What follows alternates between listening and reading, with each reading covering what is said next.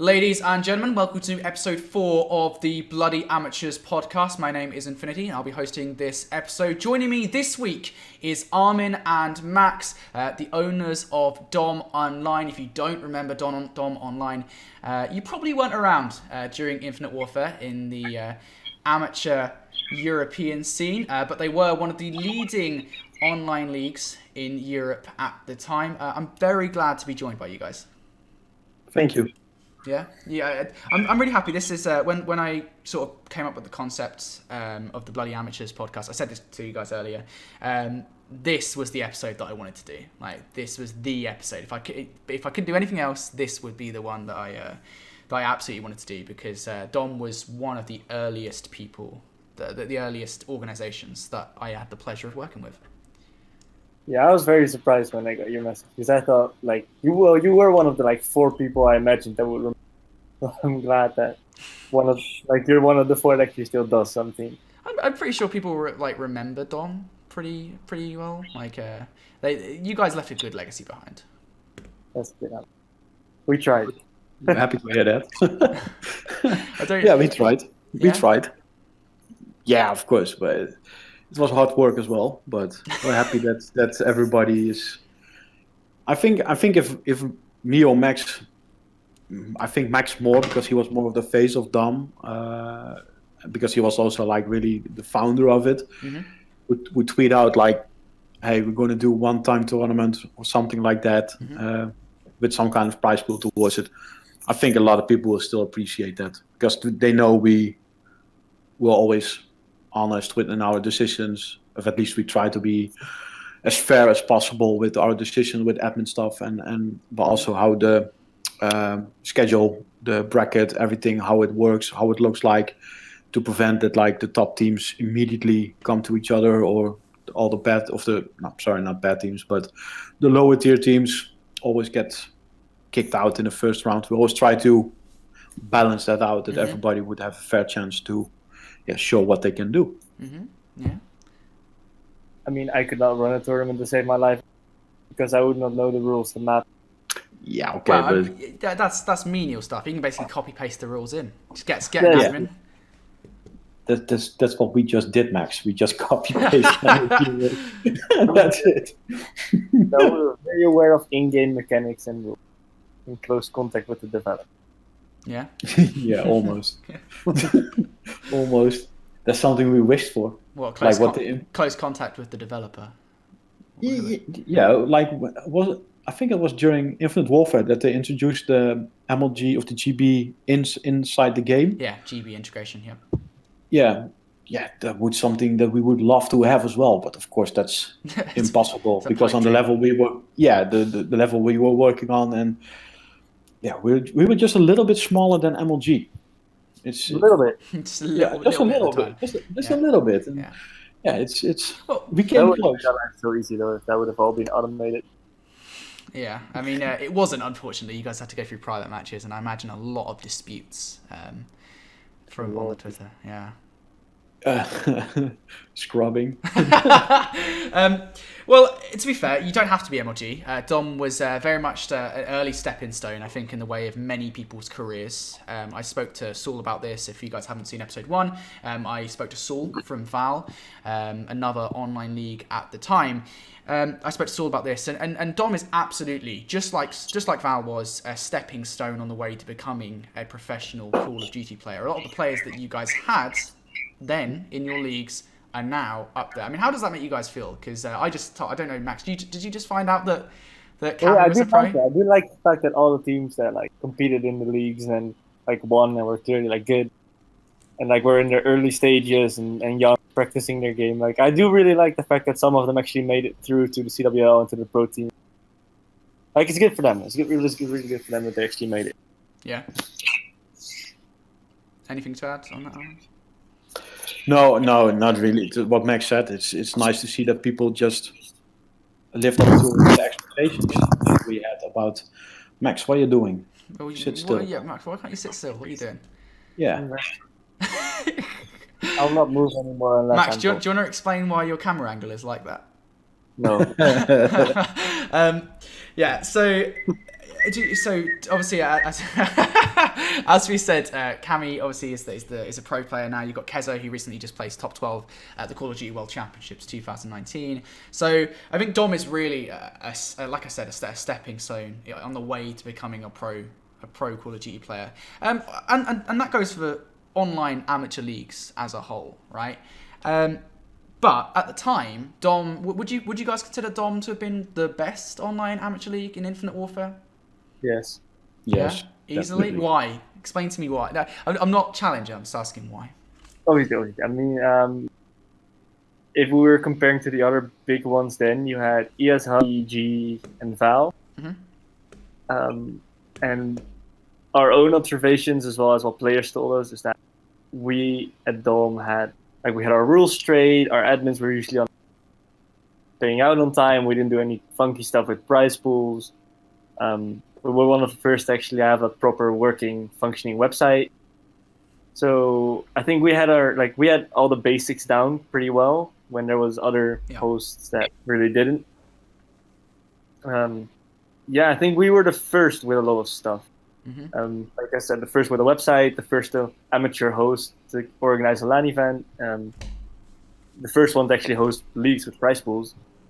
So I think we were usually first with stuff. So that really worked for us. Yeah. So that's sort of like why. Do you think if because obviously DOM ended. When did DOM end? Now, when was it like Infinite Warfare. Yeah, end of Infinite Warfare. So Infinite Warfare was the end. So we've been out without DOM now for, was it 2 years? 2 years. So we've had 2 entire seasons now without DOM. Yeah, because we had one league just after how you call that, those exam period in the UK. Right. GCs. Yeah. We had one league just shortly after it. Then we already had issues with PayPal that they blocked our account.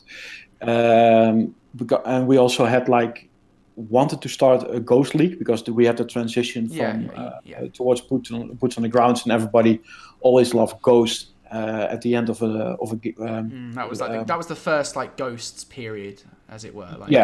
People just so we wanted to do a league on Ghost, but that didn't went through even because of all the PayPal issues and we were fined.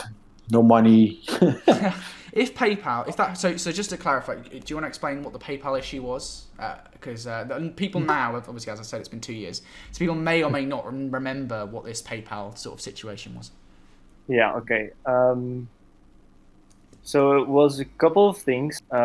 First of all, when I made the PayPal, I just used because that was my personal one. My personal one was the issue that I put down the wrong name at the start.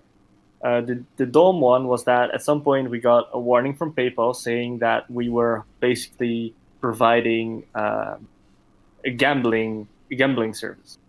Considering we did wagers back then and stuff like that. So what we did is we took out the wagers because we thought that was the problem initially.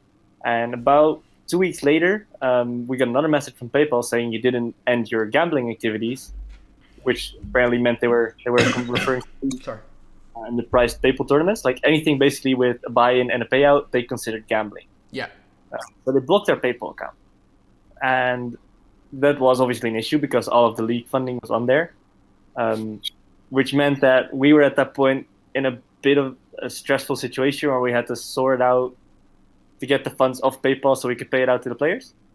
So I spent at least 20 hours just calling PayPal, being in there holding line, getting some nonsense idiot on the line telling me that they couldn't fix it and that I should send an email, and then I would send emails and they would reply to me, call our customer service, which all resulted in the same answer, oh no, according to our terms of agreement, terms of service, you provided online gambling service, so your account is blocked.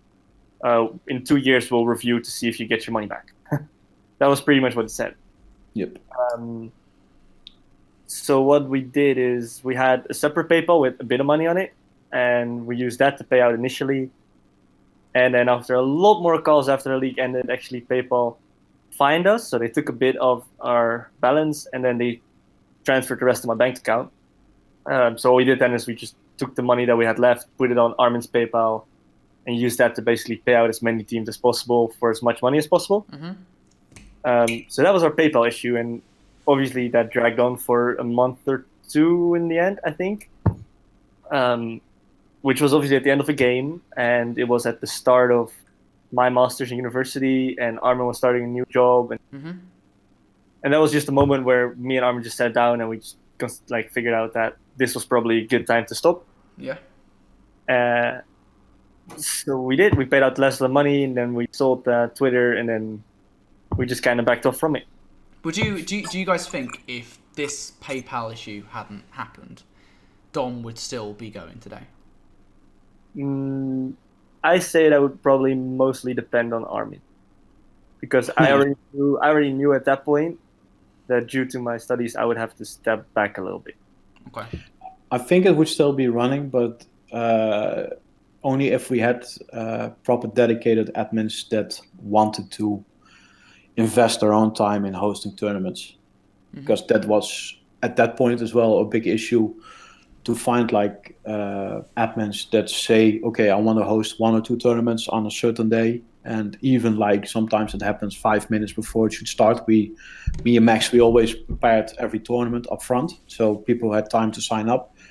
That they message us like, hey, I'm not able to make it, I'm sorry, and then gone.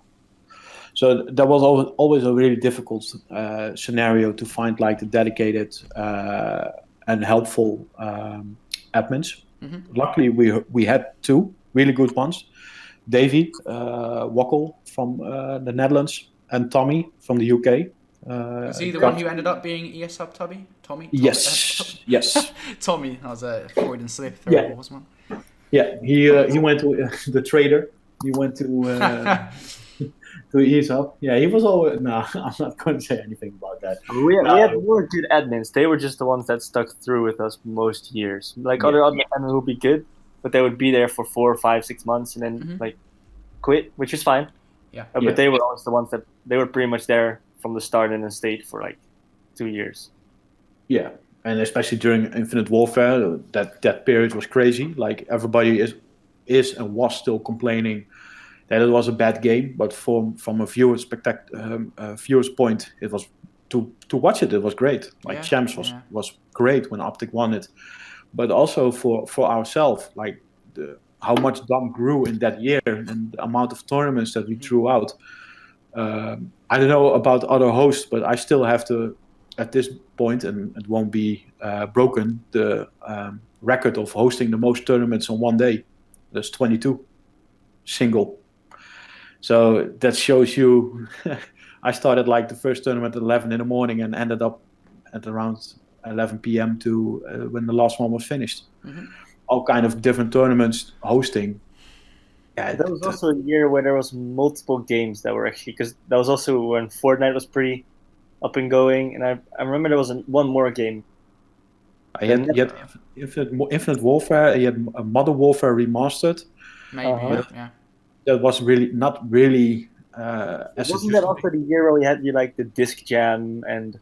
Yes, just jam Rocket League. Cars and the ball, like the football game with cars. Yeah, Rocket League. Rocket League. Yeah. Like that was the year where all those little like indie games came out, and everyone also competed in that. Yeah, and we were also a little bit like pioneering in that area to provide also FIFA tournaments, FIFA leagues, just to attract a broader range of people and to give everybody what they want. But that's sometimes really difficult, especially with indie games. People are in the beginning always, we want a tournament, and as soon as you host one, and it's not really clear about rule settings and all that kind of stuff, it dies off because nobody knows what they're doing. But it was fun, like Disc Jam and Rocket League, to have that in your portfolio. Yeah, why not? It's experience, right, for you guys as well. Like you get the experience of running other games, and then that could. I mean, it didn't. You guys took separate paths, I think, in terms of esports. Armin, you continued on into World War II, but Max, you kind of splintered off. I think you haven't had much involvement with esports over the past 2 years, but beyond coming on Twitter every few weeks to roast leagues. But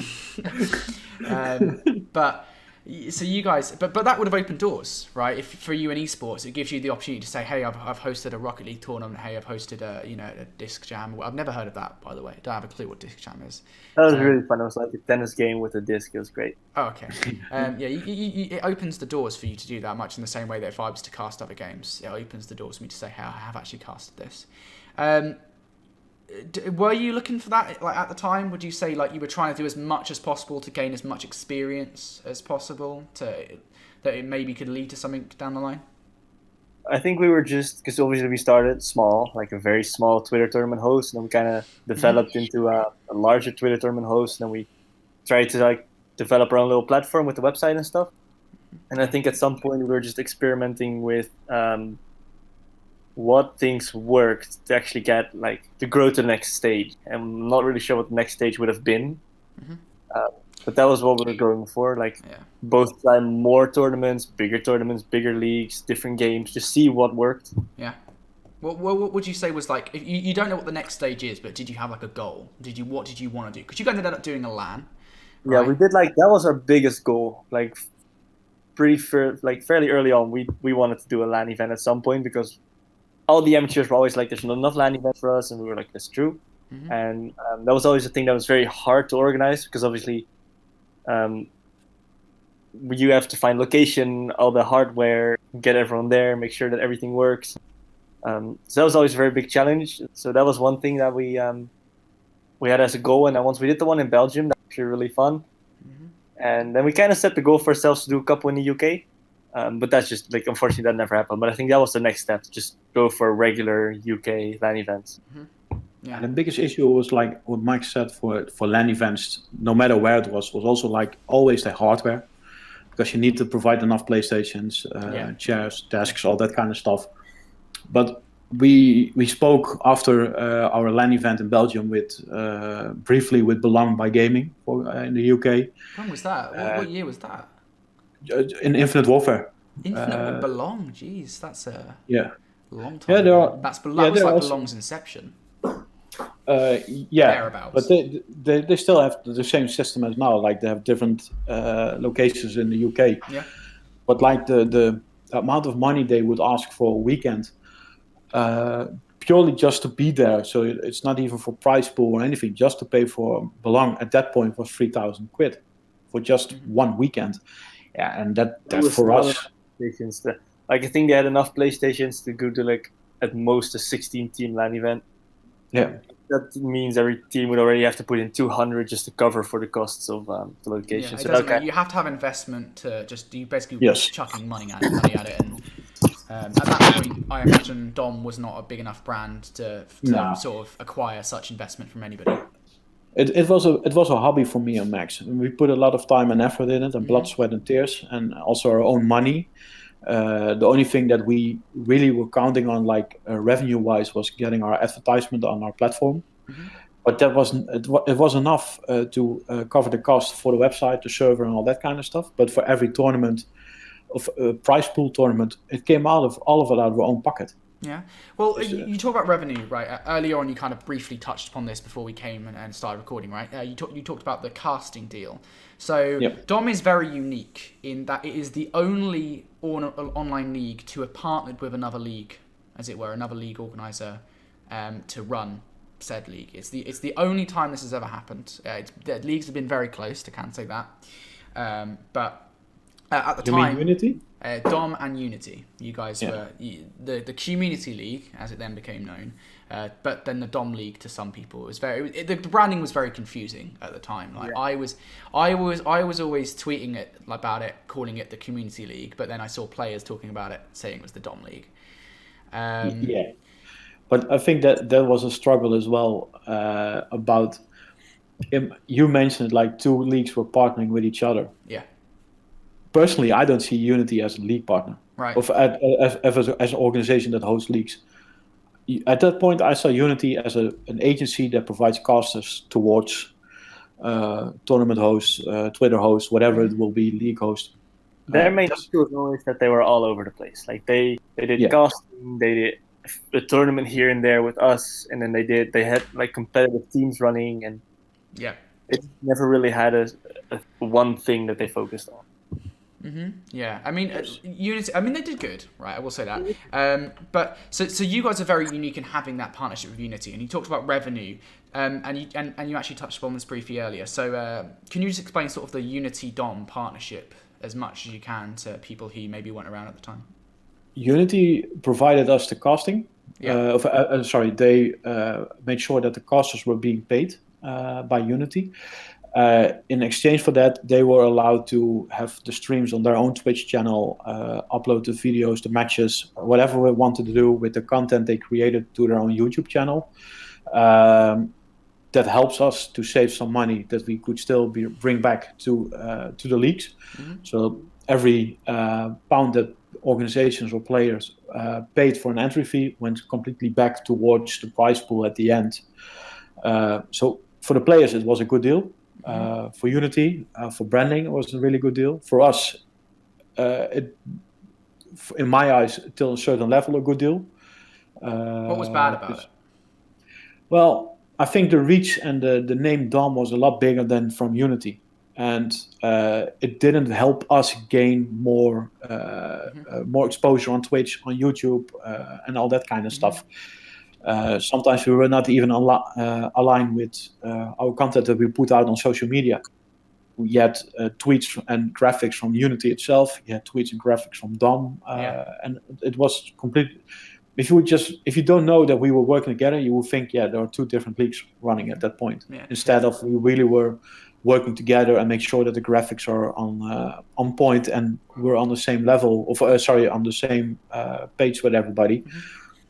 But that's always easier to say afterwards than when you're dealing with it at that point, because we all have our own point of view, but we also all have our own life, work, college, all that kind of stuff. Chris from Unity, I think he was a working man as well, if I'm not mistaken. And then also to do this on the side, but also try to, be as good as possible. It's difficult, and sometimes you'll just butt heads with each other. Really? Yeah, I mean, and it was always a thing. Like it was I was a very big fan of the partnership. Armin was always a little bit more skeptical about it. Yeah. Because like I just looked at it from like the total point of view. Like obviously they paid. Okay, so if you run a league, there's three things that cost money: the prize pool, the platform you host it on, and then the casters. Those were the three things. The prize pool is a given. You have to give out a certain amount of money. The platform is just for your own convenience to basically cut down the amount of hours you put in by half at least. And then the casters are very important because a lot of teams did it for the exposure and a lot of organizations just bought in for the exposure. So that was always a big thing. I personally never saw the benefit of running your own streams as an organization, as a host. Because I figured that mainly your exposure is from the prize pool. That's why it's your big thing. So for us to give out the expenses of the casters to another organization and then lose the streams, but in turn guarantee that every round is streamed, to me that was a good deal because it means I saved a little bit of money on it, and still all the games were streamed and the casters were being paid. So to that part, that was good. And then another agreement we had with Unity was that they would guarantee our prize pool. So if we would say we put up a £1,500 prize pool, and say we only got 1,200 based on the teams that entered, they would cover for the remaining 300. And I always thought that was a very nice security to have because that was a big thing with leagues. I think still now that like they promise 2,000, 3,000, 4,000, and then when they get less teams, they just cut it down. And that was always a thing we would never have to do because they would always cover the rest. So to me, that was just two things that made that partnership work for me. Yeah. And obviously then you had your little issues where things weren't aligned and marketing wise it was a little bit more difficult, but like for me that trade-off was worth it. Did you guys ever think about sort of in a way just straight up combining with Unity and bringing the Unity guys into DOM? Was that a potential thing? Well, we obviously talked about that with Unity at that time, but they were very attached to their branding obviously because that was what they were building, and we were very attached to our branding. Yeah, it's kind of hard. Neither really wanted to give up their brand name.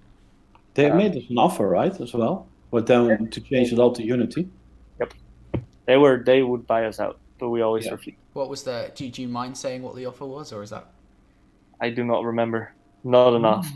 No, not enough. Was it too low, or like wait, what? How low are we talking? Are we talking like I think they were in like 100 or? No, I think a couple of hundred. That was what they offered at most. Okay, yeah, it's kind of hard though, isn't it? Because if you want to buy a league, sort of like the money you put into a league is never going to be sort of the money you get out of it, regardless. So when you sell it, it's like you're expecting X amount, but the likelihood of it is you're just not going to get it because it's. You'll never get your money out of it. At least not people do by now. selling it. People do now, yeah. I mean, I think in the long run of DOM, I did end up with more money than I've ever put in. But that was mainly because I was always hesitant to put in my own money. Yeah, that's true. Yeah, because at some point we a couple of spinners for us, and then at the end we sold it for a couple hundred. So that was. Yeah, but also like we during Infinite Warfare we hosted a lot of prize tournaments as well, but that was being provided by organizations that were saying, hey, we want to invest like 20 quid and use your platform to host a tournament with this certain prize pool. Yeah. I'm not sure. It was not Legion Gaming, but it was Legion something as well, I think. They had a mascot with a bird. Lost Legion. Yeah. Those guys a lot of times hosted tournaments through our platform, and they provided cash money. Even Remark as well with his old. He's now with EEG. Yeah, I don't know. I know what you're talking about. He used to own a different one, different organizer. Yeah, and he didn't have a platform in the beginning, but he was hosting a lot of like small prize tournaments. At some point, like he came to us, hey, can I use your platform? Because like Max said, it saves you so much time because everything has been done by the players and the system automatically generates a bracket for you and you only have to tweet it out. And even like scoring or reporting your scores and all that kind of stuff can be done by players. You only make sure that people are reporting. Yeah, so that saves a lot of time for everybody. So like for Remark, even for him, it was like useful to use our platform to host tournaments and to gain exposure for his own organization as well. Mm-hmm. Yeah, but it also helped us to grow and attract more players. Yeah, because we really had a period like when we tweeted out like an extra tournament, for example, at 10 p.m. Within 5 minutes, all 32 spots were filled up, and people were asking, "Can you host a second one?" And the Infinite Warfare, like I said in the beginning, people were complaining about it, how bad the game was, and yes, it had its flaws, but for us, it was madness at that point with tournaments and how much, like Twitter and social media, how hard it grew, and the sign-ups on our website was. I didn't expect that. Yeah. I don't know if Max was expecting on that. Explosion. Especially that game. Like all the other games, you always grew steadily, but that was the game suddenly where everything exploded, even though everyone was complaining and no one liked playing it. For some reason, it was still always filled up. Yeah, that was so weird. I think at the time the online leagues were starting to grow, and the amateur, so that it was like everyone was trying the amateur leagues for the first time, so you could be sort of like the lowest of players at the time, lowest of skilled players at the time, and the leagues would be there for you. How have you guys sort of viewed the leagues changing over time then? Because Armin, like I said previously, you stayed in the Call of Duty scene after leaving DOM. You had some involvement with Cryptic Gaming. Straight after that, and then of course you went on to actually have a more active role in the community with the Esports Journal. So how have you sort of viewed the progression of the leagues? Would you say there's been a progression in a way, or would you know there's been some regressions? Some organizations some hosts showed progression, like Esports Universe, for example, especially with the Summer Cup, how it was organized, just a really small quantity of teams involved. Yeah. What made it easier to create content for them by casting every match during that season. Even though it was a low prize pool, top tier teams like Cryptic Gaming for the amateur scene then at that point, they all signed up for it or qualified, and people were really happy that there was some competition going on social media between Val, EEG, and Esports Universe to let everybody know who was the best at the game at the moment, or at that time. I don't really think it would help that host to grow or become more serious taken at that point. Luckily, Esports Universe kept more out of it. It was more between Val and EEG. Yeah. But I think Esports Universe grew too fast and overplayed their hand. In what way? Prize pool wise, especially prize pool wise, to go from like the Summer Cup for £200 prize pool towards 6,000 and claiming to do, what was it, 21,000 in 1 year? Yeah. It's a big statement. And of course, me and Max, we also want to do as much as possible and highest amount of prize pool. But still, you need to go in phases, and you really need to make sure that if it hits the fan and you can't deliver what you promise, if you have, like before that, a really steady and a good league running and always held up your word, people won't be as mad as they went now. Mm-hmm. The structure, like it's a copy of like MLG with pro points and all that kind of stuff, and qualifying tournaments.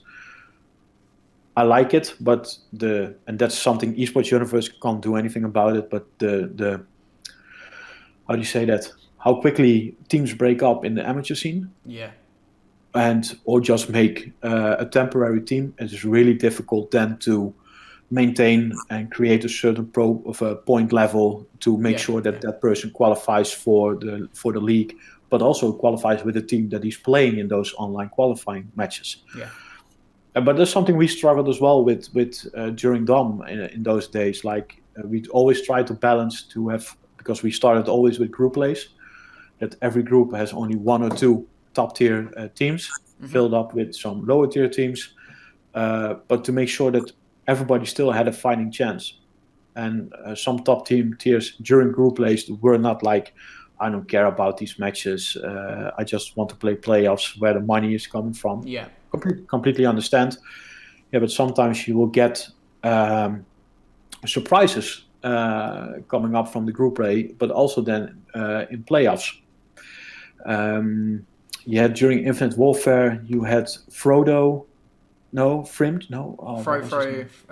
Are you talking about Frofro something? You're talking about Aftershock, right? Aftershock, the 4th season, when you had it was like an Aftershock team that had like Frofro and that on it.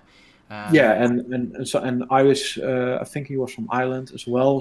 And people were calling them like, you're it's because of the amount of time you're playing this game. That's why your game this good. Later on in the season, that happens. Yes, but for me, it was like a surprise, and it was nice to see that some top tier players and finally got a challenge at that point. EEG, I don't know. It always feels a little bit weird with them because they always have prize pool, including like a tube of G Fuel or a controller for PlayStation, all that kind of stuff. Do you think that's I don't wrong? think like. Yes and no. I don't think like players are really waiting for that as to be added towards prize pool. I would rather see for example, say 2,000 prize pool. That's guaranteed, and then you can add on. Hey, we also have arranged a partnership with this company. They provide controllers for the winning team, for example. So it's extra. It's not deducting from your prize pool. That's from my point of view. That's how I would do it. But we can't look in the wallet in the bank account of Rendu, of course, from EEG and Remark. So that's difficult. And like Vel, the seasons were too long. Do you think that's an issue now, like the length of the seasons? Because obviously the format's changed dramatically since you guys are running leagues. I mean, back then you guys just had you just had open groups, didn't you, of like 4 teams each group, and then a team would get top 2 teams or something would get through to playoffs. Yeah, but we were about to change that before. What would you change it to? An issue. Like the Royal League and of the Royal Royalty Division. Yeah. That was a good concept. Yeah, so you can depends on how you perform, you can drop down out of it, or you can promote to that league.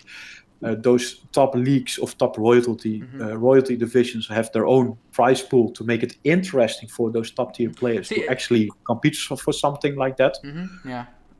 But also we were also then providing more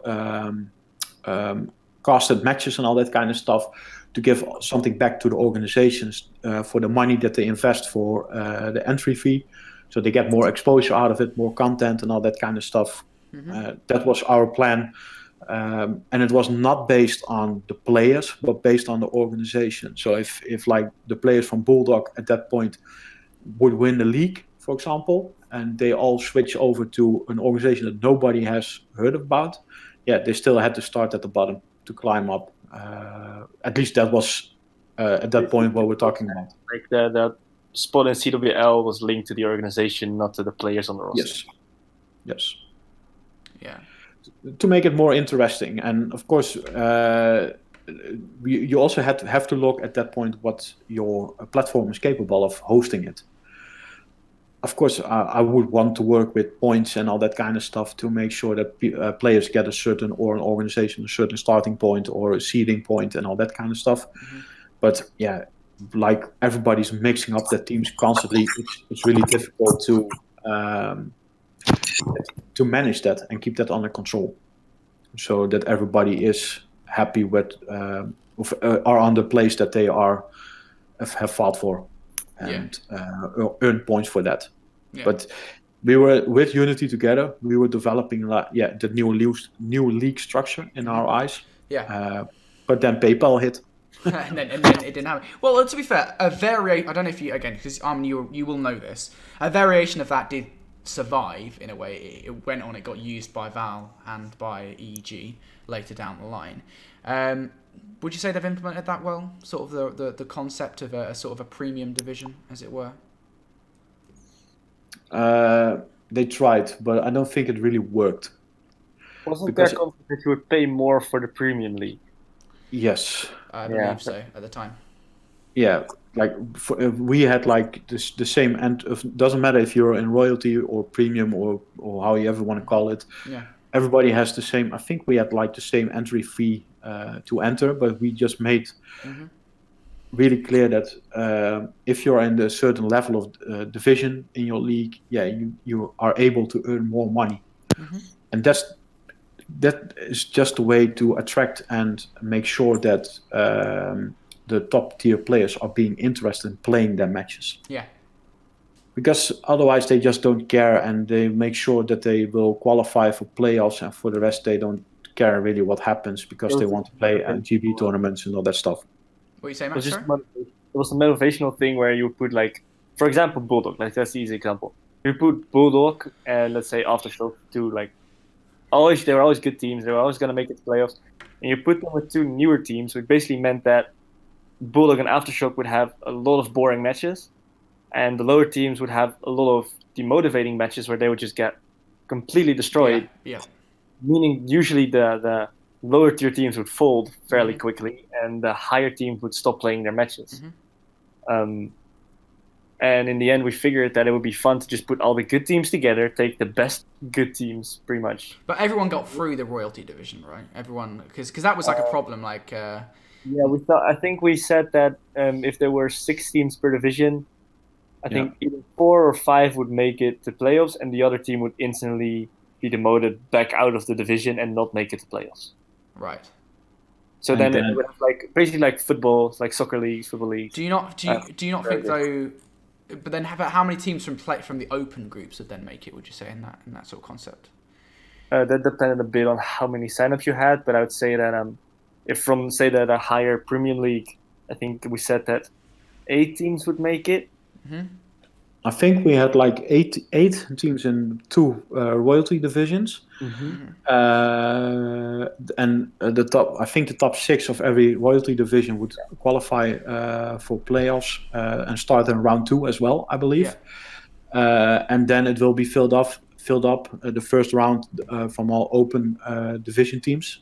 And then based on your placing in playoffs, that will guarantee if you will be in royalty division or not. Yeah.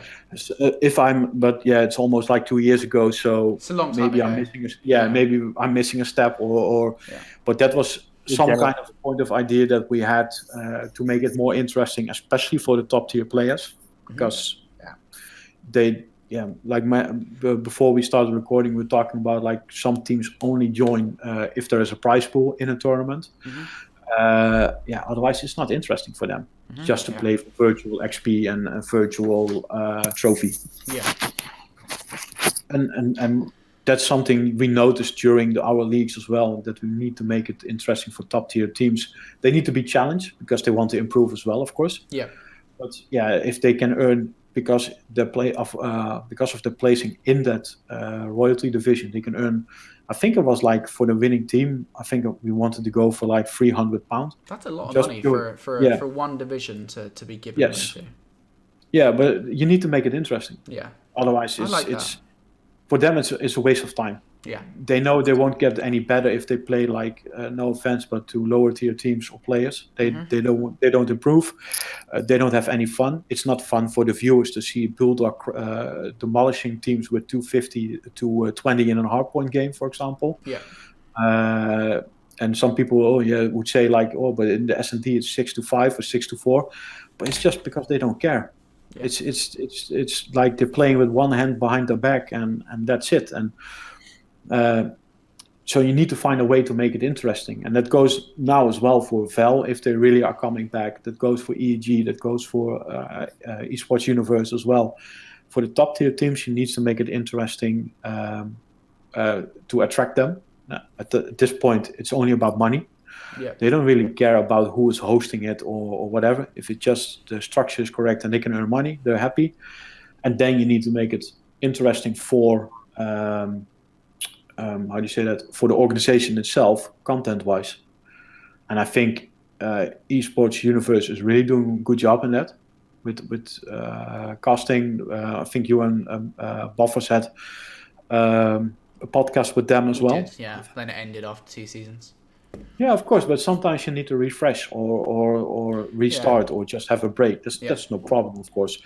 You were running the ESJ podcast at the same time, right? Yes, with Daniel, but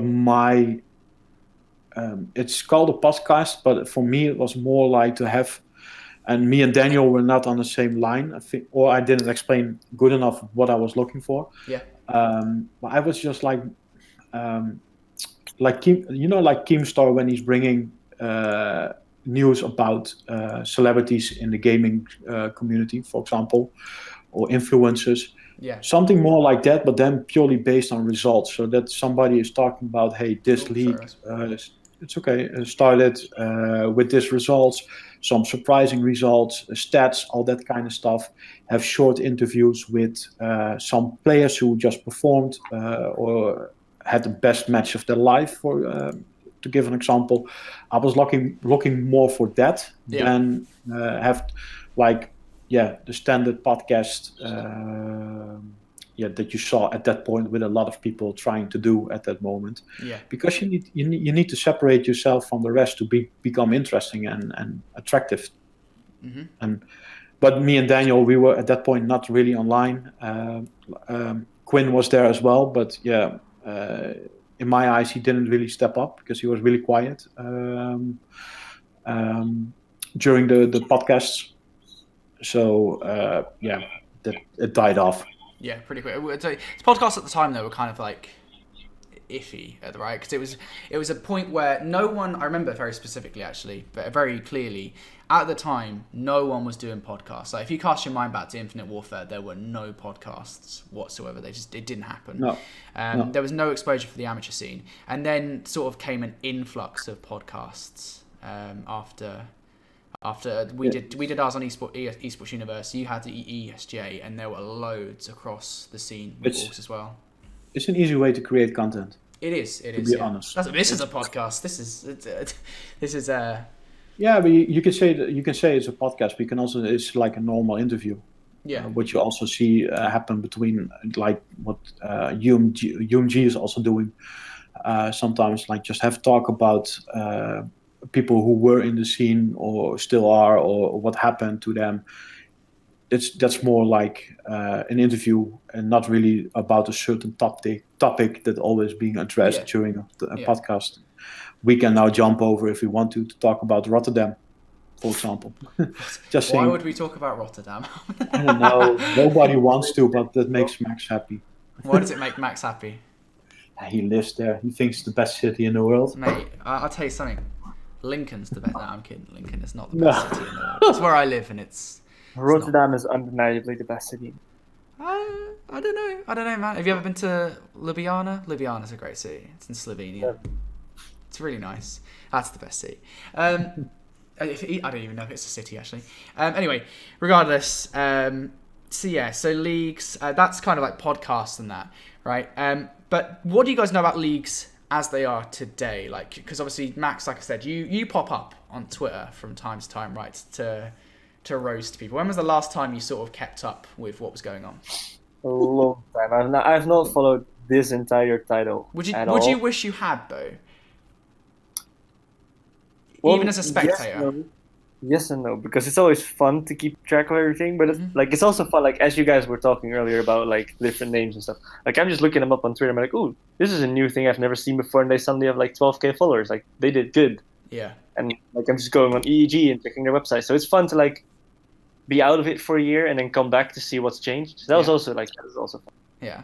But obviously it's fun to keep track of everyone, especially the ones that were around when like it's good to see that they are still keeping everything up.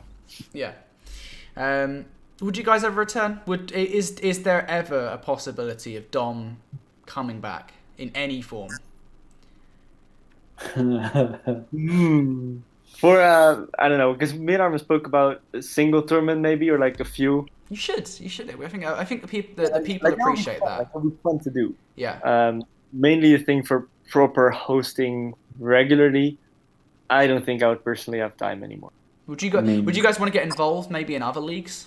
Yeah, that was what I was thinking throughout this podcast. That like maybe it would be fun to just join someone else and just give be like a. Do you think you could add anything? Like, do you think I think I would get involved. I would just stay a low admin and just run my own tournaments and not worry too much about everything. Because I always tend to get too involved in everything. What would you change at the moment? If you could change one thing about the leagues as they currently stand? And you say you were going to enter the leagues and say, look, I'm going to come here to fix your issues. What would you say you would go in and change? I would first ask everyone what the issues are. Because usually the players know what the issues are, and all you really need to do is just listen to them and fix it. Mm-hmm. Like it's very...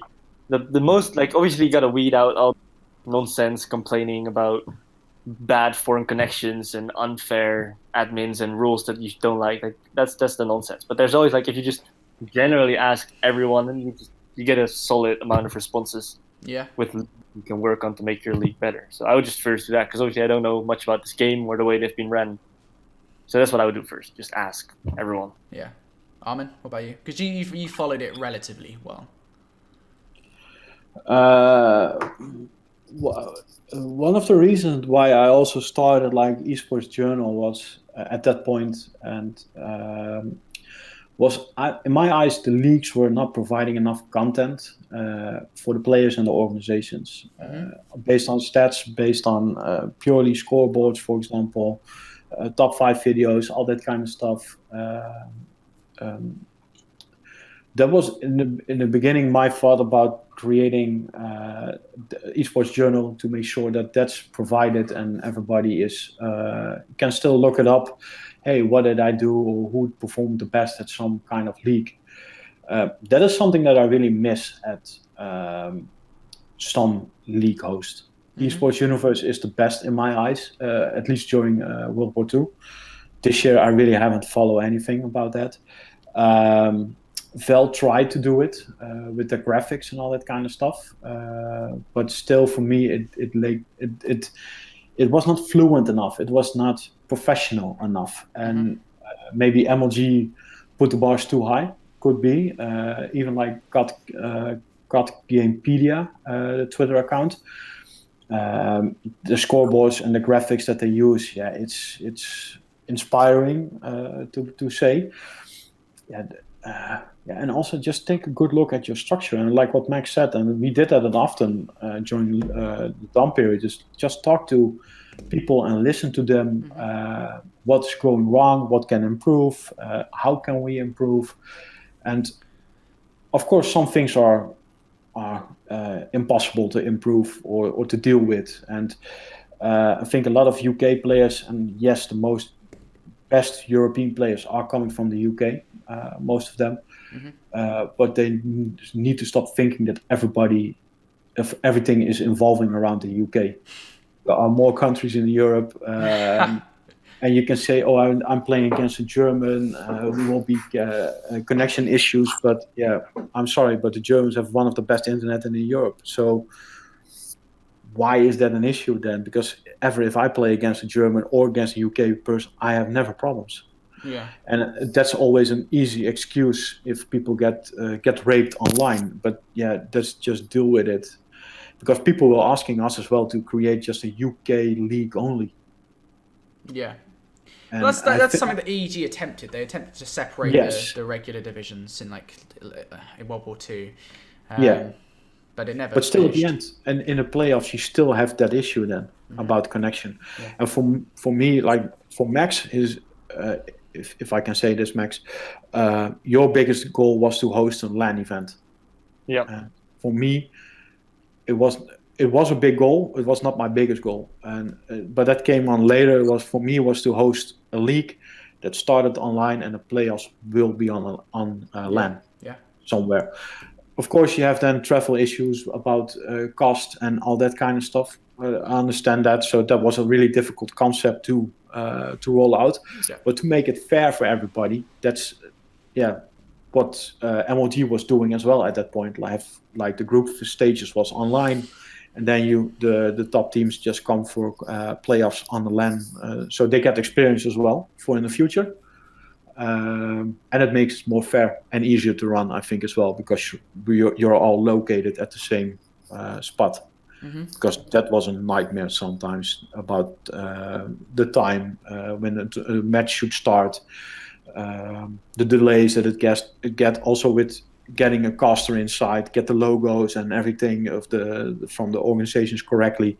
Sometimes that just the tournament or the league playoff got delayed so much that you even had to move up to the next day or play at 2 a.m. in the morning.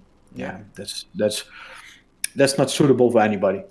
I don't care how much you love Call of Duty, but to do multiple days in a row, to play like every day till 2 a.m. and start at 9 a.m. in the morning, that's killing everybody, and also for ourselves. So that's something I would really like to see improve.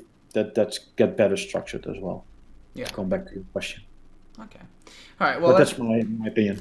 That's fair enough. All right. Well, I'll ask one final question because you did request this. I'll say you requested it. You must have had a few disputes in your time as the owners of DOM. Who would you say was the? I'll ask it in this way, and then you can relate it to the scrubbing. Who would you say is the person that pissed you off the most? Pissed me off the most? Of anybody. Then you can extend it to casters if you want. Because you don't roast me. It's fine.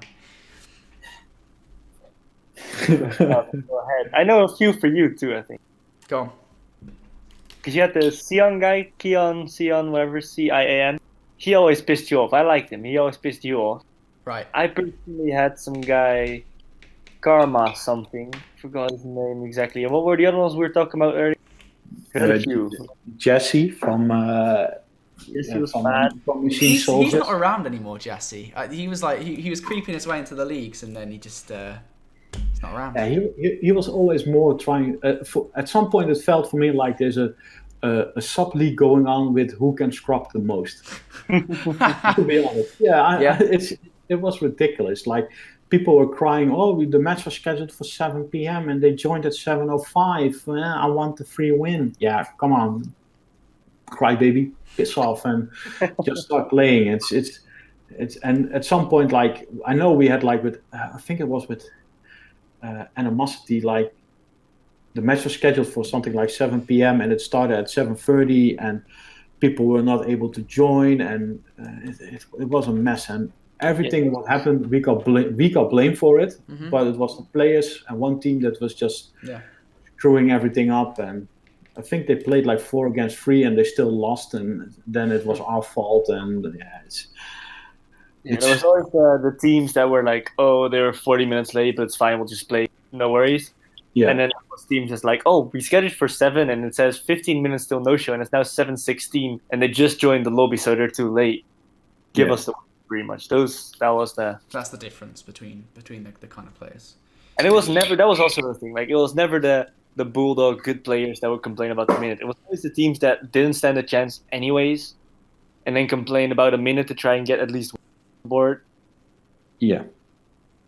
It was pretty much how the lower tier organization you had, usually that would mean there was more issues with them. Yeah. Sad boy hours. That's the realities of running a league, though, right? You've got to deal with the high. You've got to deal with the lows to get the highs, right? And you guys had a lot of highs. Right, I think that will do it for this episode. Thank you so much, guys, for coming on. It's been a real pleasure having you guys on. Like I said, this was the episode that I absolutely wanted to do. And so I'm so glad that we did manage to get it done, because Max actually turned up for this one. So apologies for that. It's okay. It doesn't matter. I'm only joking.